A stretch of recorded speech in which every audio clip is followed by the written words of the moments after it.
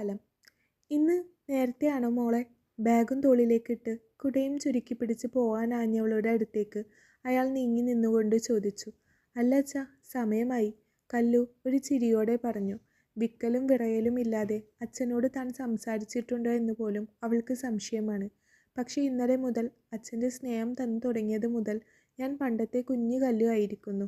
അച്ഛനും കൂടെ വരാം. ഞാൻ ഒന്ന് ഷർട്ട് മാറിയിട്ട് വരാം. മോൾക്ക് നേരം വൈകുമോ? കല്ലുവിൻ്റെ കണ്ണൊന്ന് മിഴിഞ്ഞുപോയി. അവൾ സമ്മതം എന്ന പോലെ തലയാട്ടുമ്പോൾ അവളുടെ കണ്ണുനീർ തുള്ളികൾ പൊലിഞ്ഞു തുടങ്ങിയിരുന്നു. എത്രയോ വട്ടം കുഞ്ഞുനാളിൽ അച്ഛൻ്റെ വിരലും പിടിച്ച് സ്കൂളിലേക്ക് പോകുന്നത് സ്വപ്നം കണ്ടിട്ടുണ്ട്. കോളേജിൽ അത്യാവശ്യം നല്ല മാർക്ക് വാങ്ങിയിട്ടും മീറ്റിങ്ങിന് അച്ഛൻ വരാതെ ആവുമ്പോൾ എത്ര മറി സങ്കടപ്പെട്ടിട്ടുണ്ട്. ഇന്നിതാ അച്ഛൻ തന്നെ ചോദിക്കുന്നു, മോളുടെ കൂടെ ഞാൻ വന്നോട്ടെ എന്ന്. കാലമേ, നിനക്ക് നന്ദി. കണ്ണുനീർ തുള്ളികളുടെ ഇടയിലൂടെ അവളുടെ നനുത്ത ചുണ്ടിൽ ഒരു ചെറുപുഞ്ചിരി വിരിഞ്ഞു വന്നു. അച്ഛൻ്റെ കൈയും പിടിച്ച് നടക്കുമ്പോൾ അവൾക്ക് ബാല്യം ഓർമ്മയിലേക്ക് ഓടി വന്നു. പണ്ടത്തെ പോലെ ചെറിയ ചെറിയ കൈവരമ്പൊന്നുമല്ല ഇപ്പോൾ. വയലിൻ്റെ ഒത്ത നടുക്കുകൂടെ ഒരു 4 വരിപ്പാത പോകുന്നുണ്ട്. പണ്ട് ഇതിലൂടെ പോകുമ്പോൾ മടൽ ബാറ്റും റബ്ബർ ബോളുമായി ആൺകുട്ടികൾ കളിക്കുന്നുണ്ടാകും. പെൺകുട്ടികൾ അവരുടേതായ കളിയിലും എല്ലാം കൊതിയോടെ നോക്കി നിൽക്കും. സൂക്ഷിക്കണേ ശ്രീക്കുട്ടിയെ, കളിച്ചിട്ട് സന്ധ്യ ആവും മുന്നേ വീട്ടിൽ കയറണം ട്ടോ. അച്ഛൻ ശ്രീക്കുട്ടിയെ കൂട്ടുകാരുടെ കൂടെ കളിക്കാൻ വിടുമ്പോൾ അവളുടെ നെറുകയിൽ തലോടിക്കൊണ്ട് പറയും. അന്നേരവും കല്ലുവിൻ്റെ കയ്യിൽ പിടുത്തമുണ്ടാകും. എന്നെയും വിടുമോ അച്ഛ കളിക്കാൻ എന്ന് കണ്ണിൽ ദയനീയത നിറച്ച് ചോദിക്കും. നിന്നെ വിട്ട പിന്നെ വീട്ടിലെ പണിക്ക് ചെറിയമ്മക്ക് ആരാ ഒരു സഹായത്തിനെന്ന് ചോദിക്കും അച്ഛൻ. ഇടയ്ക്ക് 1-2 വട്ടം പേടി മാറ്റിവെച്ച് കളിക്കാനുള്ള ഇഷ്ടം കൊണ്ട് ചിരിങ്ങി നോക്കിയിട്ടുണ്ട്. കണ്ണു പൊട്ടുന്ന ചീത്തയും തോളിൽ 2 അടിയും കിട്ടും. അതോടെ പിന്നെ പതിയെ പതിയെ ആ ചോദ്യങ്ങൾ നിലച്ചു തുടങ്ങി. എനിക്കിനി ഞാൻ നഷ്ടപ്പെടുത്തിയ നിന്റെ നല്ല കാലങ്ങൾ തിരിച്ചു തരാൻ കഴിയില്ല കുട്ടിയെ. പകരം ഇനി മുതൽ നിനക്കൊരു സങ്കടവും കൂടാതെ അച്ഛൻ കൂടെ നിന്നേക്കാം. ചില മനുഷ്യർക്ക് വയ്യേ ബോധോദയം വരികയുള്ളൂ എന്ന് കേട്ടിട്ടില്ലേ? അതിൽ പെട്ടുപോയി അച്ഛനും. അയാൾ കല്ലുവിൻ്റെ മനസ്സ് വായിച്ചെന്ന പോലെ പറഞ്ഞു. മോൾക്ക് ഈ അച്ഛനോട് പൊറുക്കാൻ കഴിയില്ലേ? കൈകൾ കൂപ്പി കല്ലുവിന് നേരെ അയാൾ നിന്നു. ആ അച്ഛൻ്റെ ഹൃദയത്തിൽ നിന്നും കുറ്റബോധം പെയ്തിറങ്ങി. അത് അവളെ അടിമുടി നനയിച്ച് കളഞ്ഞിരുന്നു. എന്താ അച്ഛാ ഇത്? എന്നോട് മാപ്പ് ചോദിക്കുന്നോ? ഞാൻ അന്നും ഇന്നും അച്ഛൻ്റെ കല്ലു തന്നെയല്ലേ? അത്രയും പറഞ്ഞുകൊണ്ട് കല്ലു അയാളുടെ നെഞ്ചിലേക്ക് ചാഞ്ഞു. എൻ്റെ പുണ്യമാണ് മോളെ നീ. അയാളുടെ കണ്ണുനീർ ഇടതടവില്ലാതെ അവളുടെ നെറുകയിൽ വീണു. അവൾ കൈയെത്തിച്ച് അതൊന്ന് തുടച്ചു കൊടുത്തു. അമീർ ഗേറ്റിൻ്റെ അടുത്ത് നിന്ന് ആരെയോ ഫോൺ വിളിക്കുകയായിരുന്നു. അച്ഛനൊപ്പം എന്തോ ചിരിച്ച് കളിച്ച് വരുന്നവളുടെ മുഖത്തേക്ക് അവൻ്റെ കണ്ണുകൾ പതിഞ്ഞുപോയി. ഇങ്ങനെ ഒരു ചിരി ഇന്ന് വരെ അവളുടെ മുഖത്ത് കണ്ടിട്ടില്ല. മനസ്സ് തുറന്നുള്ളൊരു ചിരി, നുണക്കുഴി പോലും തെളിഞ്ഞു കാണുന്നൊരു ചിരി. അമീറിന് ഒരു നിമിഷം കണ്ണെടുക്കാൻ തോന്നിയില്ല. തൊട്ടരികിലെത്തിയപ്പോഴാണ് അവൾ അമീറിനെ ശ്രദ്ധിക്കുന്നത് തന്നെ. അവൻ നോട്ടം മാറ്റാതെ അവളെ തന്നെ നോക്കി നിന്നു. ഞാൻ മോളുടെ കൂടെ ഒന്ന് ഇറങ്ങിയതാ. കല്ലുവിൻ്റെ അച്ഛൻ ചെറിയ ചിരിയോടെ അമീറിനെ നോക്കി. അങ്ങനെ ഒരു പതിവില്ലല്ലോ. അവൻ്റെ ചുണ്ടിൻ്റെ അറ്റത്തുള്ള പരിഹാസ ചിരി അയാൾ വ്യക്തമായി കണ്ടു. കല്ലുവും, ഇല്ല, പതിവില്ല. ഇനി ഇങ്ങനെ കുറേ കാര്യങ്ങൾ പതിവാക്കണം. മോളുടെ കൂടെ ഇങ്ങനെ നടക്കുമ്പോൾ ഇപ്പോൾ ഒരു സന്തോഷമാണ്. അയാൾ കല്ലുവിനെ ഒന്ന് തലോടിക്കൊണ്ട് പറഞ്ഞു. പെട്ടെന്ന് അങ്ങനെ ഒരു സന്തോഷം പൊട്ടിമുളക്കാനുള്ള കാരണം ഇന്നലെ രാത്രി പെയ്ത മഴക്ക് സംഭവിച്ചതാണോ? അമീറിൻ്റെ ഒട്ടും മുഖവുരയില്ലാത്ത അവൻ്റെ ചോദ്യത്തിൽ അയാളുടെ മുഖം ഇരുണ്ടുപോയി. കല്ലുവിൻ്റെയും. സാറിനോട് കല്ലുമോൾ എല്ലാം പറഞ്ഞിട്ടുണ്ടാവുമല്ലേ? തെറ്റുപറ്റിപ്പോയി സാർ. ഇനി അതൊക്കെ തിരുത്താനുള്ള യാത്രയിലാണ്. അയാൾ ഒന്ന് കണ്ണു തുടച്ചു. അമീറിൻ്റെ നീലമിഴികൾ ഒന്ന് ചുരുങ്ങി. അത്ര എളുപ്പം തിരുത്താൻ കഴിയുമോ? ഒരു മാപ്പ് അങ്ങോട്ട് പറഞ്ഞാൽ ഇവളുടെ കുട്ടിക്കാലം ഇവൾക്ക് തിരിച്ചു കിട്ടുമോ? ഇവളുടെ കൗമാരം തിരിച്ചു കിട്ടുമോ? നിങ്ങൾ ചവിട്ടിയരിച്ച ഇവളുടെ മനസ്സ് പഴയപടിയാവുമോ? അമീർ രോഷം കൊണ്ടു. അയാൾ മിഴികൾ താഴ്ത്തി. അമീർ അയാൾക്കരികിലായി വന്ന് നിന്നു. പറ്റില്ലല്ലേ? അവൻ വല്ലാത്തൊരു ചിരിയോടെ ചോദിച്ചു. അയാളുടെ ശിരസ് നന്നെ താഴ്ന്നുപോയി. നിങ്ങൾക്ക് പ്രായമേറി മരിക്കാനായി എന്നൊരു തോന്നൽ. ആപത്ത് കാലത്ത് ഇവൾ മാത്രമേ നിങ്ങളെ നോക്കാനുള്ളൂ എന്നൊരു തോന്നൽ. അതല്ലേ നിങ്ങളിപ്പോൾ അവളോട് കാണിക്കുന്ന സ്നേഹം? അല്ല, അതെങ്ങനെ അവളോടുള്ള സ്നേഹമാവും? അപ്പോഴും നിങ്ങൾ നിങ്ങളെ തന്നെയല്ലേ സ്നേഹിക്കുന്നത്? അപ്പോൾ അത് നിങ്ങളുടെ സ്വാർത്ഥത തന്നെയല്ലേ? അമീറിന് കടിഞ്ഞാൻ നഷ്ടപ്പെട്ടിരുന്നു. സാർ, ഇവിടെ അവൾ ജോലി ചെയ്യുന്നു എന്നത് ശരി തന്നെ. എന്ന് കരുതി ഞങ്ങളുടെ കുടുംബകാര്യത്തിൽ ഇടപെടാനുള്ള അധികാരമൊന്നും സാറിന് തീരെഴുതി തന്നിട്ടില്ല. അയാൾക്ക് ദേഷ്യം വന്നു തുടങ്ങി. തങ്ങളുമായി ബന്ധമില്ലാത്ത ഒരാൾ തങ്ങളുടെ കാര്യത്തിൽ ഇടപെടുമ്പോൾ ദേഷ്യമല്ലാതെ മറ്റെന്ത് തോന്നണം? കല്ലു അമീറിൻ്റെ ഭാവപകർച്ച നോക്കി നിൽക്കുകയായിരുന്നു. എന്നെ ഇത്രമാത്രം മനസ്സിലാക്കാൻ ആരാണ് ഇയാൾ എന്നവൾ ആലോചിക്കുകയായിരുന്നു. എനിക്ക് വേണ്ടി എന്തിനിങ്ങനെ വാദിക്കണം? എന്തിനു രോഷം കൊള്ളണം? ഒരിക്കൽ പോലും എൻ്റെ സങ്കടങ്ങൾ പറഞ്ഞ് ഞാൻ അദ്ദേഹത്തിൻ്റെ അടുത്ത് പോയിട്ടില്ല. പക്ഷേ എന്നേക്കാൾ ഉപരി അമീർ എന്നെ മനസ്സിലാക്കിയിരിക്കുന്നു. എൻ്റെ ചുറ്റും ഉള്ളവരെ മനസ്സിലാക്കിയിരിക്കുന്നു. കല്ലു ഓർത്തുപോയി. ഇതൊക്കെ ചോദിക്കാനും പറയാനും ഒക്കെയുള്ള അധികാരം എനിക്ക് തീറെഴുതി തരേണ്ടി വരും ഒരു ദിവസം. അന്ന് നിങ്ങളെക്കൊണ്ട് ഇതിലും കൂടുതൽ കണക്ക് പറയിപ്പിക്കും. ഞാനല്ല. ഇപ്പോൾ നിങ്ങളുടെ വിരൽത്തുമ്പിൽ പിടിച്ച് വന്നവൾ ഇല്ലേ, കല്യാണി, അവളെക്കൊണ്ട് ചോദിപ്പിച്ചിരിക്കും ഞാൻ. അയാളുടെ അടുത്തേക്ക് നീങ്ങി നിന്ന് അമീർ അടക്കം പറഞ്ഞു. അയാൾ അവനെ ഞെട്ടിപ്പിടഞ്ഞൊന്ന് നോക്കി. ആ കണ്ണുകളിൽ എതിരെ വരുന്ന എന്തിനേയും പൊരുതി വീഴ്ത്താനുള്ളത്ര തീവ്രത. വെറും വാക്ക് പറയുന്നവനല്ല. പറഞ്ഞത് പകുതിയെ വ്യക്തമായുള്ളൂ എങ്കിലും അവൻ്റെ ഉള്ളിൽ ഒരു കനലുണ്ട്. സൂക്ഷിക്കേണ്ടിയിരിക്കുന്നു. അയാൾ മനസ്സിൽ അവനെ പഠിക്കുകയായിരുന്നു.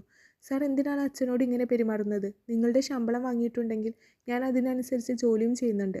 സാർ അച്ഛൻ പറഞ്ഞതുപോലെ ഞങ്ങളുടെ കുടുംബകാര്യത്തിൽ ഇടപെടേണ്ട. കല്ലുവിന് അച്ഛൻ അങ്ങനെ അമീറിൻ്റെ മുന്നിൽ തല കുമ്പിട്ട് നിൽക്കുന്നത് കണ്ട് ആകെ അസ്വസ്ഥത തോന്നി. അച്ഛൻ ഗർവോടെ അമീറിനെ നോക്കുന്നത് അവൾ കണ്ടു. എന്തൊക്കെ പറഞ്ഞാലും ജന്മം നൽകിയ അച്ഛൻ്റെ തട്ട് താണു തന്നെ ഇരിക്കും. അമീർ എന്നും തനിക്ക് അന്യനാണ്. സ്റ്റേഷനിൽ ഒരു ദിവസം മുഴുവൻ കിടന്ന് ചെയ്യാത്ത കുറ്റത്തിന് ശിക്ഷ വാങ്ങിച്ചു കൂട്ടിയ അന്ന് എവിടെയായിരുന്നു നിന്റെ ഈ അച്ഛൻ? കല്ലുവിൻ്റെ ഹൃദയം അവളെ കുറ്റപ്പെടുത്തി. അമീർ ചെറുതായി ഒന്ന് ചിരിച്ചു. ഈ ചിരിയാണ് മനുഷ്യനെ ആശങ്കയിലാഴ്ത്തുന്നത്. താൻ എന്തു പറഞ്ഞാലും അതൊന്നും ആൾക്കൊരു പ്രശ്നമേയില്ല. ഇടയ്ക്ക് തർക്കിക്കുമ്പോൾ ഇതുപോലെ ചിരിക്കും, സങ്കടപ്പെടുമ്പോഴും ഇതുപോലെ ചിരിക്കും. കല്ലു ഓർത്തു. അച്ഛൻ പറഞ്ഞതുപോലെ നിങ്ങൾ എൻ്റെ കാര്യത്തിൽ ഇടപെടണ്ട എന്ന് പോലും. കൊള്ളാം കല്യാണി. അപ്പം നിനക്ക് സ്വന്തമായി അഭിപ്രായമൊന്നുമില്ലേ? എല്ലാം അച്ഛൻ പറഞ്ഞതുപോലെയാണെങ്കിൽ നിനക്കെന്താണ് ഭൂമിയിൽ ഇത്ര വലിയ റോൾ? അവനിൽ പിന്നെയും ചിരി തന്നെ. ഭൂമിക്ക് ഭാരമായി ഇങ്ങനെ ജീവിക്കണോ എന്ന് ചോദിക്കാതെ ചോദിക്കും പോലെ. അവളുടെ കണ്ണുകൾ കുറുകി, ചുണ്ടുകൾ കൂർത്തു, പരിഭവം നിറഞ്ഞു. അവൻ്റെ കണ്ണുകൾ കൗതുകം പൂണ്ടു. പ്രാണനാണിവൾ. എന്തിനെ താൻ ഇവളെ ഇങ്ങനെ സ്നേഹിക്കുന്നു? തിരിച്ചു കിട്ടുമോ എന്ന് പോലും ഉറപ്പില്ലാത്ത, കലർപ്പില്ലാത്ത സ്നേഹം നീ എൻ്റെ കണ്ണുകളിൽ കാണുന്നില്ലേ കല്യാണി? അവൻ്റെ നെഞ്ചൊന്ന് തുടിച്ചു. അടങ്ങ് ഹൃദയമേ. അവൻ ഹൃദയത്തെ മൗനമായി ഒന്ന് ശാസിച്ചു. ഞാൻ പോവുകയാണ് മോളെ. ഞാനായിട്ട് മോളുടെ ജോലി കളയാൻ ഇടവരുത്തുന്നില്ല. അയാൾ രംഗം ഒഴിയാൻ പുറപ്പെട്ടു. നല്ല ആരോഗ്യമുണ്ടല്ലോ കല്ലുവിൻ്റെ അച്ഛന്. അത്രയും തെറ്റ് തിരുത്താൻ തയ്യാറെടുത്ത് നിൽപ്പാണെങ്കിൽ സാർ വല്ല പണിക്കും പോകണം. കല്യാണിയുടെ മുടങ്ങിയ നിങ്ങളൊക്കെ കൂടി മുടക്കിയ പഠിത്തം അവൾ തുടങ്ങട്ടെ. അമീർ ഒന്ന് എറിഞ്ഞു നോക്കി. കല്ലൊരു നിമിഷം തറഞ്ഞു നിന്നു. പലരും എനിക്ക് വേണ്ടി സംസാരിച്ചിട്ടുണ്ട്. അവൾ പാവമല്ലേ, അമ്മയില്ലാത്ത കുഞ്ഞല്ലേ, എന്തിനാ അവളെ ഉപദ്രവിക്കുന്നു എന്ന് മാത്രമേ എല്ലാവരും ചോദിച്ചിട്ടുള്ളൂ. എല്ലാവരും. എന്നാൽ ഇവിടെ ഒരുവൻ ഇതാ, അവളൊരു വ്യക്തിയല്ലേ, ഇനിയും അവളുടെ വ്യക്തിത്വത്തെ എന്തിനു തടഞ്ഞു വെക്കുന്നു എന്ന് ചോദിക്കുന്നു, ഒരു സഹതാപത്തിൻ്റെയും മൂടുപടമില്ലാതെ. എന്നേക്കാൾ കൂടുതൽ അയാൾ എൻ്റെ അവകാശങ്ങൾക്ക് വേണ്ടിയും ചോദ്യം ചെയ്തു തുടങ്ങിയിരിക്കുന്നു. കല്ലു അച്ഛനെ തന്നെ നോക്കി. അയാളുടെ കണ്ണുകളിൽ തികഞ്ഞ കുറ്റബോധം. തെറ്റുകൾ എവിടെ നിന്ന് തിരുത്തി തുടങ്ങണമെന്നറിയാതെ അച്ഛൻ പകച്ചു നിൽക്കുന്നു. ഞാനുമായി ഒരു ബന്ധവുമില്ലാത്തവൻ എൻ്റെ അച്ഛന് തിരുത്താനുള്ള വഴി പറഞ്ഞു കൊടുക്കുന്നു. ഒന്നും മിണ്ടാതെ അച്ഛൻ പടി കടന്നുപോയി. അവളുടെ കണ്ണുകൾ ഒന്ന് നീറി. പോയപ്പോഴേക്കും 2-3 ഡയലോഗ് കൂടെ അടിക്കാമായിരുന്നു. അമീർ കല്ലുവിൻ്റെ അച്ഛൻ പോയ വഴിയെ നോക്കി സങ്കടപ്പെട്ടു. കല്ലു അവനെ കൈകൾ രണ്ടും മാറിൽ കെട്ടി ഒന്ന് തറപ്പിച്ചു നോക്കി. അമീർ കല്ലുവിൻ്റെ നോട്ടം കാണെ കർക്കശക്കാരിയായ അധ്യാപികക്ക് മുന്നിൽ വികൃതി കാണിച്ച് പിടിക്കപ്പെട്ട കുഞ്ഞിനെ പോലെ തല താഴ്ത്തി നിന്നു. ആ നൃത്തം കാണെ കല്ലുവിന് ചിരി വന്നുപോയി. ഇതൊക്കെ വൃത്തികേട് കാണിച്ചാലും നിന്റെ അച്ഛനാണല്ലോ അല്ലേ? ഞാൻ പറഞ്ഞത് തനിക്ക് വിഷമമായെങ്കിൽ സോറി. അമീർ മിഴികൾ മാത്രം ഉയർത്തിക്കൊണ്ട് പറഞ്ഞു. അതെ സാർ, അച്ഛനാണ്. അച്ഛൻ ചെയ്തതിലെല്ലാം അച്ഛന് കുറ്റബോധമുണ്ട്. എന്നോട് മാപ്പും പറഞ്ഞു. പക്ഷേ അതോടെ അച്ഛൻ ചെയ്ത തെറ്റുകളെല്ലാം മാഞ്ഞുപോയി എന്നൊരു ചിന്ത അച്ഛനും ഉണ്ടായിരുന്നു. എന്നാൽ അങ്ങനെ ഒരു മാപ്പ് പറച്ചിലിൽ ഒതുങ്ങുന്നതല്ല ചെയ്തത് അത്രയുമെന്ന് അച്ഛൻ തിരിച്ചറിയേണ്ടത് തന്നെയായിരുന്നു. അത് അതേപോലെ അച്ഛനിലേക്ക് എത്തിച്ചതിന് എനിക്ക് നന്ദിയുണ്ട്, അവൾ നിർവികാരയായി പറഞ്ഞു. പക്ഷേ അവളെ തന്നെ നോക്കി നിന്ന് അമീർ കണ്ടിരുന്നു അവളുടെ കണ്ണുകളിൽ ഇന്നേ വരെ സ്വന്തം അച്ഛൻ്റെ കയ്യിൽ നിന്ന് ഏറ്റുവാങ്ങിയ ക്രൂരതകളുടെ തിരയിളക്കം. ചിലപ്പോഴെങ്കിലും നീ നന്നായി സംസാരിക്കാൻ പഠിച്ചിരിക്കുന്നു കല്യാണി. അവളെ നോക്കുന്ന അമീറിൻ്റെ കണ്ണുകളിൽ കൗതുകം. അല്ല, അങ്ങനെയല്ല സാർ, നിങ്ങൾ എന്നെ നന്നായി സംസാരിക്കാൻ പഠിപ്പിച്ചിരിക്കുന്നു ചിലപ്പോഴെങ്കിലും. അവളുടെ കണ്ണിൽ ആത്മാഭിമാനത്തിൻ്റെ ആദ്യത്തെ തുടിപ്പ് പിറവിയെടുത്തിരിക്കുന്നു. അവൻ്റെ ഹൃദയം അവനോട് മന്ത്രിച്ചു. പ്രതീക്ഷിച്ചിരുന്നോ ഞാൻ നിനക്ക് വേണ്ടി സംസാരിക്കുമെന്ന്? അവൻ്റെ കണ്ണുകളിൽ അവളുടെ ഉത്തരത്തിനായുള്ള തിടുക്കം. പ്രതീക്ഷിച്ചിരുന്നോ നീ എന്നെ സ്റ്റേഷനിൽ നിന്നും ഇറക്കാൻ ഞാൻ വരുമെന്ന്? അന്ന് അവൻ ചോദിച്ച ചോദ്യം. എനിക്ക് വേണ്ടി ഉറ്റവരെ മുഴുവൻ വെറുപ്പിച്ച് അജ്മലിനെ നിയമത്തിന് മുന്നിൽ കൊണ്ടുവന്ന് എനിക്ക് വേണ്ടി എല്ലാ നിയമബലങ്ങളും ഒരുക്കി ആ ഇരുട്ടറയിൽ നിന്നും എന്നെ രക്ഷപ്പെടുത്തി മറവിലിരുന്ന് അവൻ ചോദിച്ച ചോദ്യം. അതേപോലെ ഇതാ അവൻ ഇന്ന് വീണ്ടും ഒരു ചോദ്യം എൻ്റെ മുന്നിലേക്ക് വെച്ച് നീട്ടിയിരിക്കുന്നു. ഇല്ല സാർ, നിങ്ങളെ പ്രതീക്ഷിക്കാൻ മാത്രം നിങ്ങൾ എൻ്റെ ആരാണ്?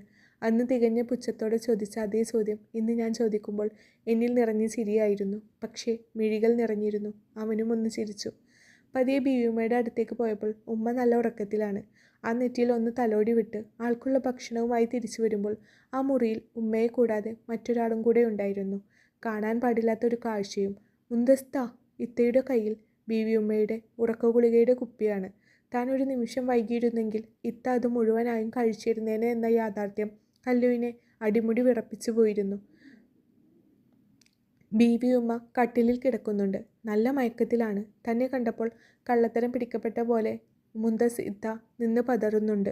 ഒരു നിമിഷത്തെ ഒരു സാവകാശത്തിന് ശേഷം സ്വബോധം വീണ്ടെടുത്ത പോലെ കല്ലു ഇത്തയുടെ കൈയും പിടിച്ച് മുറിയിൽ നിന്നും പുറത്തിറങ്ങി. കയ്യിൽ മുറുകെ പിടിച്ചിരിക്കുന്ന ഉറക്കഗുളികയുടെ കുപ്പി അല്പം ബലമായി തന്നെ കല്ലു പിടിച്ചു വാങ്ങി. എന്താ എന്താ ഇത്? അത് ചോദിക്കുമ്പോൾ ഞാൻ അവിടുത്തെ ജോലിക്കാരിയായിരുന്നില്ല. പകരം അവരുടെ സ്വന്തം സഹോദരിയെ പോലെ ഞാൻ കണ്ട കാഴ്ചയുടെ ഭീകരതയിൽ ഞാൻ അവരോട് പൊട്ടിത്തെറിച്ചു. ഒന്നും മിണ്ടാതെ തലകുനിച്ച് നിൽക്കുന്ന അവരുടെ വീർത്തുന്തിയ വയറിലേക്ക് എൻ്റെ നോട്ടം പാഞ്ഞു. ഇനി ഇതിനെപ്പറ്റിയെങ്കിലും ആലോചിക്കായിരുന്നില്ല ഇത്ത. കല്ലു കണ്ണുകൾ നിറച്ച് അവളുടെ വയറിൽ മൃദുവായി ഒന്ന് തലോടി. ഞൊടിയിടയിൽ മുന്തസ് ആ കൈ തട്ടി മാറ്റിയിരുന്നു. ഓഹോ, എല്ലാവരുടെയും സങ്കടം അതിനെ ഓർത്തിട്ടാ. നിനക്കും അതിൻ്റെ ജീവൻ പോകുന്നതാ സങ്കടം അല്ലേ? ഞാൻ ജീവിച്ചാലും മരിച്ചാലും ആർക്കാ പ്രശ്നമല്ലേ? മുന്തസിൻ്റെ ഭാവപ്പകർച്ചയിൽ കല്ലു പകച്ചു നിന്നു. ഇത്ത ഒരു തെറ്റും ചെയ്യാത്തൊരു കുഞ്ഞു ലോകം കാണാൻ കാത്തിരിക്കുന്നുണ്ട്. എന്താ ഇത്ത അതുകൂടെ കണക്കാക്കാത്തത്? കുഞ്ഞോ? ഈ വയറ്റിൽ കിടന്ന് എൻ്റെ രക്തവും മാംസവും ഊറ്റി കുടിക്കുന്ന ഈ ജന്തുവിനെ എങ്ങനെ കുഞ്ഞെന്ന് പറയും? ഇതിനെ അനക്കം വെച്ചത് മുതൽ ഞാൻ ഒന്നും വായിക്ക് രുചിയായി ഭക്ഷണം കഴിച്ചിട്ടില്ല. ഒന്ന് നല്ലതുപോലെ നടക്കാൻ കഴിയുന്നുണ്ടോ? ഒന്ന് ഉറങ്ങിയിട്ട് എത്ര കാലമായി എന്നറിയുമോ? ശ്വാസം മുട്ടുന്നു എനിക്ക് ഇതിനെങ്ങനെ ചുമന്ന് നടക്കുമ്പോൾ. എൻ്റെ കാലുകൾ നോക്ക് കല്ലു.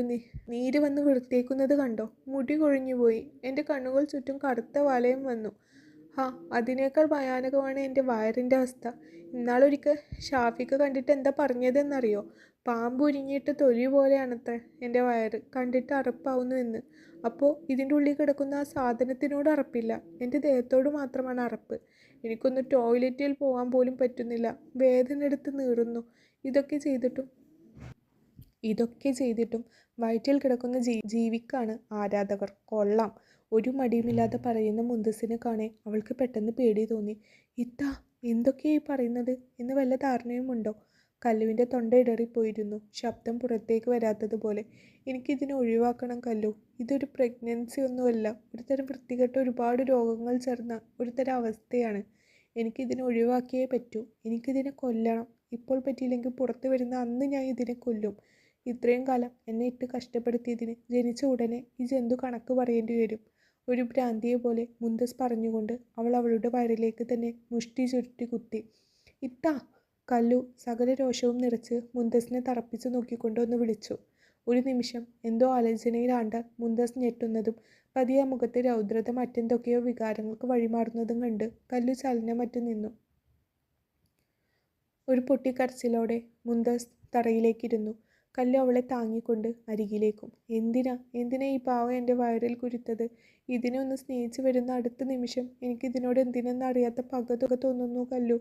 ഞാൻ മാത്രമാണോ ഇങ്ങനെ? എനിക്ക് പേടിയാവുന്നു. ഞാൻ എൻ്റെ കുഞ്ഞിനെ എന്തെങ്കിലും ചെയ്യും കല്ലു. എനിക്ക് ഉറപ്പാ. മുന്തസിനെ അടക്കി പിടിച്ചുകൊണ്ട് ഏറെ നേരം കല്ലു ആ ഇരുത്തമിരുന്നു. മുന്നിലിരുന്ന് പുലമ്പുന്നവളുടെ ഉള്ളറിയാനും അവളെ മനസ്സിലാക്കാനുമുള്ള പക്വത കല്ലുവിനുമായിട്ടുണ്ടായിരുന്നില്ല. മുന്നിൽ ഒരു തരം ശൂന്യത. എന്തു പറഞ്ഞ് ആശ്വസിപ്പിക്കണം എന്നറിയാത്ത അവസ്ഥ. ആരോട് പറയും ഇതിനെപ്പറ്റി? ആരോടെങ്കിലും പറഞ്ഞാൽ തന്നെ ഇത്തയെ എല്ലാവരും കൂടെ കൂടുതൽ ഒറ്റപ്പെടുത്തില്ലേ? കല്ലു ആകെ ആശയക്കുഴപ്പത്തിലായി. തുടരും. സൂര്യകാന്തി.